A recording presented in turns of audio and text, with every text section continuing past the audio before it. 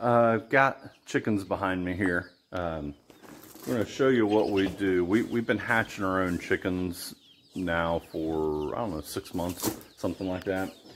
And right now, we had some of our own hatching, and then we came across a really good deal at Rural King and ended up purchasing a number of small chicks from there.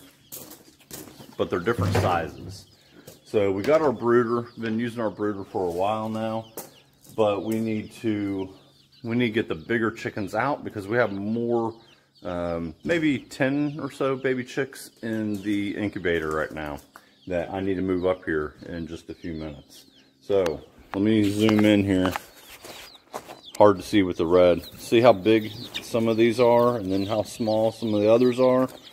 I'm going to take the big chickens out, okay, and I'll show you how we do this. We've learned this the hard way.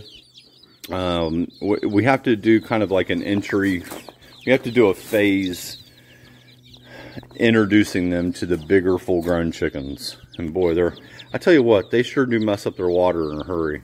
We clean this thing out all the time. I'd like to get a better solution for this water. You put in fresh, clean water, and within like a half hour, they got it filthy. So let me get these things out, and I'll show you what we're doing. Okay, so I just brought them up. You can see they're in the little crate. There we go. And I've already brought up their water and their feed. We leave the bottom open so that they can get to some of the grass. We do have those solid trays that slide in, but in our experience, they make it too messy, and it's just not very sanitary. We do move this frequently. We move the cage frequently. Let me back this up. There we go. That's a little bit better. All the bigger chickens are very concerned.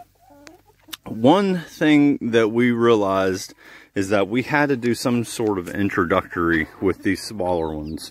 The reason being is that the big ones, you know, the pecking order, you know, the quote-unquote pecking order is a legitimate issue when you're introducing smaller chicks into a section of larger chickens. They will get beat up. So I can't do this one-handed. I don't think. I'm not going to try, but hold on. Okay, so I got the chicks moved. A couple things about this. The chicks are just a tad bit smaller than I would normally prefer when we move them. And I'll show you why here in just a second. I would have liked to have gotten them just a little bit larger before we moved them out of the brooder. They have their feathers, so they can handle it. Plus, it's actually really warm. You can see, I mean, it's morning time, and it's still already hot here, especially for September. But I'm going to show you the reasons why I would have liked to have waited. These chickens are small enough that they can fit in between. I mean, that's only 2 fingers wide, and yet they can still slide in there. Now, you can see the bigger ones pecking at them. I've already had to do this a time or two. This one's caught. I don't know why they keep wanting to jump out. I'd want to stay in there for me. Well, what we do is we will only keep them in here a couple days. We do that so that the older chickens will get used to seeing the younger ones in here. And then when we let them out, they don't pick on them as bad. Now, a couple other things. The smaller chickens, they are very susceptible to getting out of this. Okay, that fencing, especially spots like that where it's propped up, the small chickens will go under. We've had a bunch of smaller chickens, and that's one of the issues, is they'll get outside the fence. They do that a lot, and then sometimes their dogs don't really mind, and they'll just kind of be curious and watch them. And other times their dogs would go and try and get them. Normally those chickens will then just come right back on in here into their kind of protected area. But I know we've lost a few small chicks that way. Not just from our dogs, but from, we got a bunch of foxes in the area as well. Foxes, raccoons. I've seen the foxes around a bunch. So they will only be in here temporarily, a couple days.